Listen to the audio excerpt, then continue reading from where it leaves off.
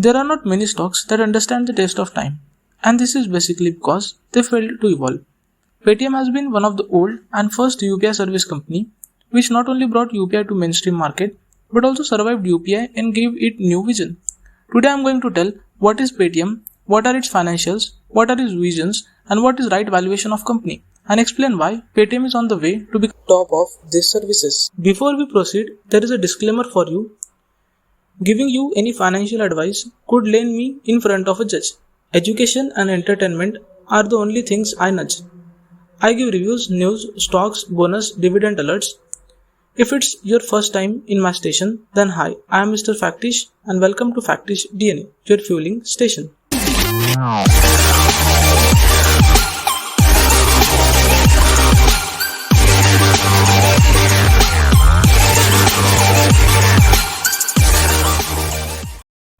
If Paytm is worrying you insanely, then smash the subscribe button and pinch the notification bell to board the Paytm train.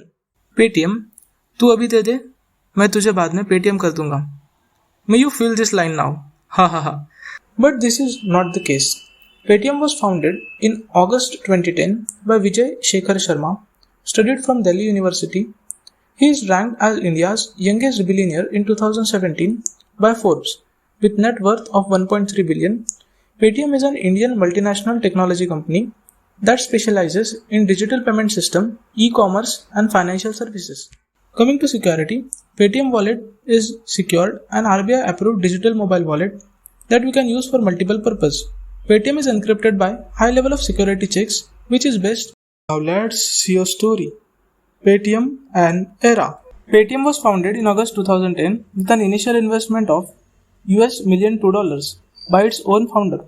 It was started as a prepaid mobile and DTH recharge platform and later added data card, postpaid mobile and landline bill payments in 2013. In October 2011, Sapphire Ventures invested $10 million in Paytm, knowing the digital revolution in India. This was the turning point. By January 2014, the company launched the Paytm wallet, which then Indian Railways and Uber added as a payment option. In 2015, it added education fees, metro recharges, electricity, gas and water bill payment as an other payment options. Paytm registered user base grew from 1.18 crore in August 2014 to 10.4 crore in August 2015. Within an year, its user base rose to 10x the initial. सब जगह बस Paytm ही चलता था. Overall यही था scene.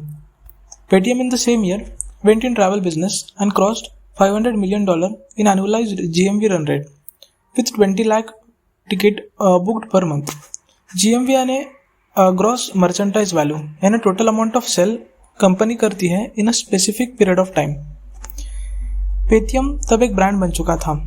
Knowing the potential, in 2015, Paytm received its huge stakes from Chinese e-commerce company Alibaba Group. It took around 40% of stocks in Paytm as a part of strategic agreement. Soon after it received backing up from Ratan Tata, the MD of Tata Sons. This was in Paytm era. In August 2016, Paytm raised funding from Mountain Capitals, one of the Taiwan-based investment funds, at a valuation of over $5 billion. यानी जो company $2 million की थी वो उसका valuation अब $5 billion बन चुका था. अब आई सबसे बड़ी strategic investment. In May 2017, Paytm received its biggest round of stake by a single investor company, SoftBank, thus bringing company's valuation to $10 billion. शायद सब कुछ डबल हो चुका था, यूजर बेस भी और वैल्यूएशंस भी. In August 2018, Berkshire Hathaway invested $356 million for 3 to 4% stake in Paytm. Also, Berkshire confirmed that Warren Buffett was not involved in transaction. अब बात आती है यूजर बेस की फिर से. In 2017, it became India's first payment app to cross over 10 crore app downloads. The same year, it launched Paytm Gold. It also launched Paytm Payment Bank. It also launched the Paytm for Business app. Company was on the verge of that peak. Its merchant base on business account grew to more than 70 lakh by March 2018. In January 2018, it entered into a joint venture with Alibaba Group owned gaming company AG Tech Holdings to launch GamePin, mobile gaming platform. It was rebranded Paytm First Games in 2019 June. In 2019, it partnered with Citibank to launch Paytm First Credit Card. On November 2019, Paytm raised $1 billion in funding rounds led by US asset manager T. Rowe Price along with existing investors A&T Financials and SoftBank Vision Fund. In July 2020, Tata Starbucks partnered with Paytm to allow its customer to order food online during the pandemic. ये हुआ story का पहला part.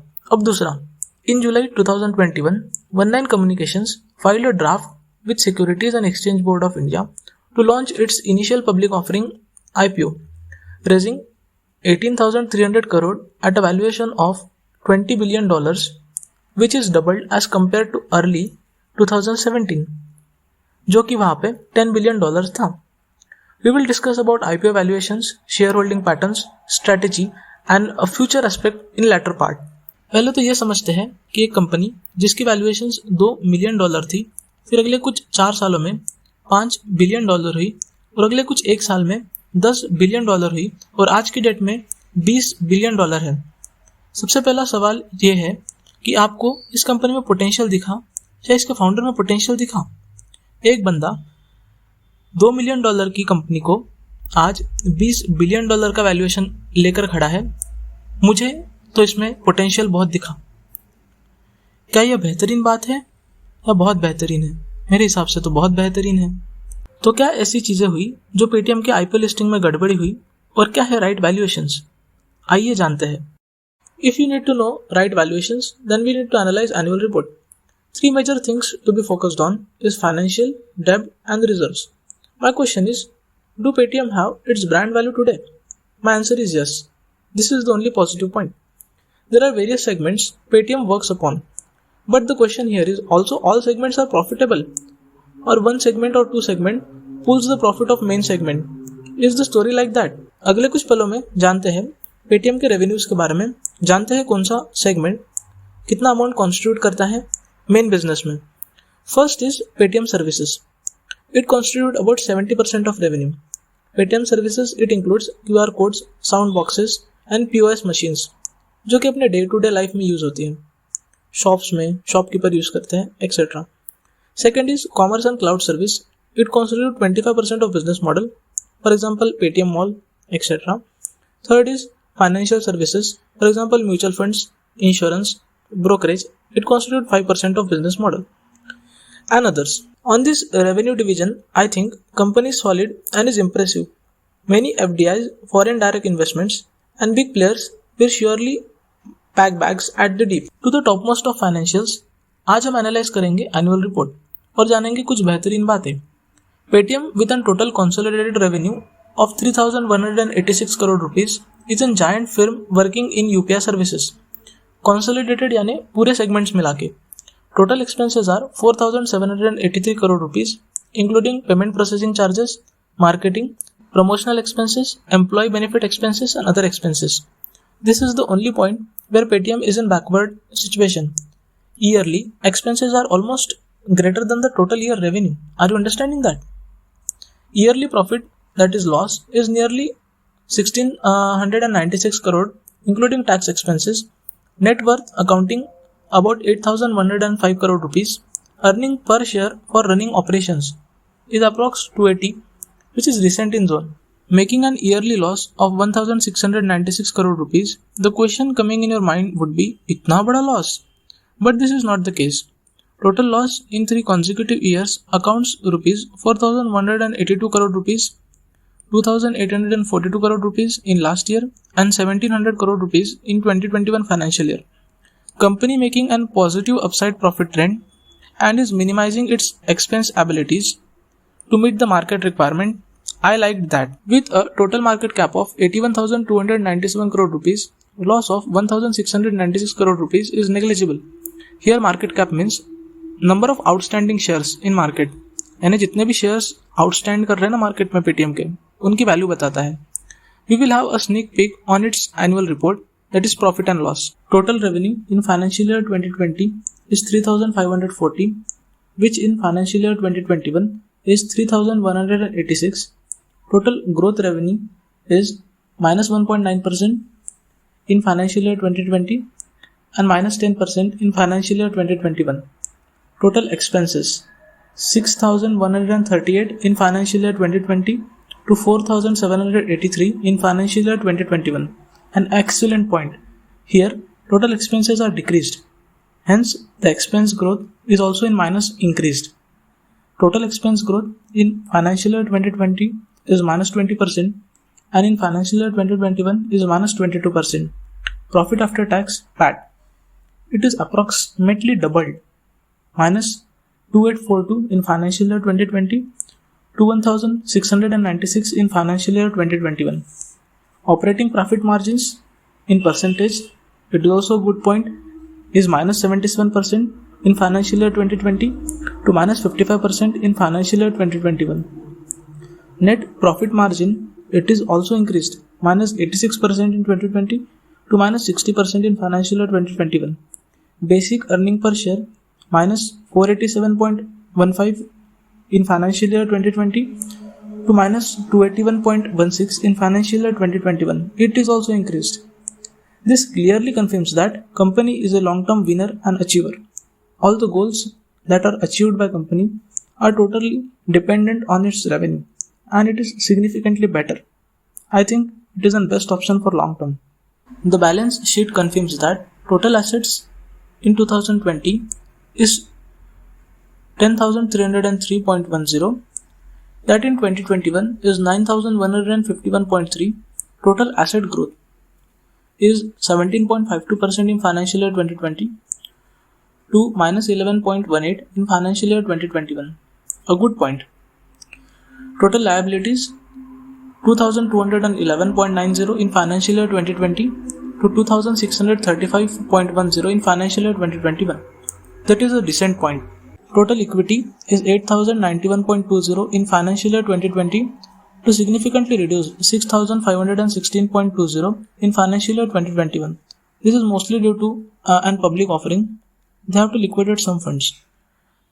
Total equity growth directly depends on total equity, so it is also significantly reduced from financial year 2020 from 39.24% to minus 19.47% in 2021. Total debt to equity ratio is surely a winning shot. It is 0.03 in financial year 2020 to 0.08 in financial year 2021. Total debt to equity ratio generally below 1 is considered safe. This means total liabilities to its shareholding equity. Coming to cash flow, net cash flow for operating activities in financial year 2020 is minus 2,376.60 to minus 2,082.50 in financial year 2021, which is a good point. Net cash flow used in investing activities is minus 1,996.30 to 1,929.80. It is an excellent point. Net cash flow for financing activities, it is somewhat decent point, 5,159.90 in financial year 2020 to minus 222.10 in financial year 2021. Net cash flow refers to either gain or loss of funds over a period of time.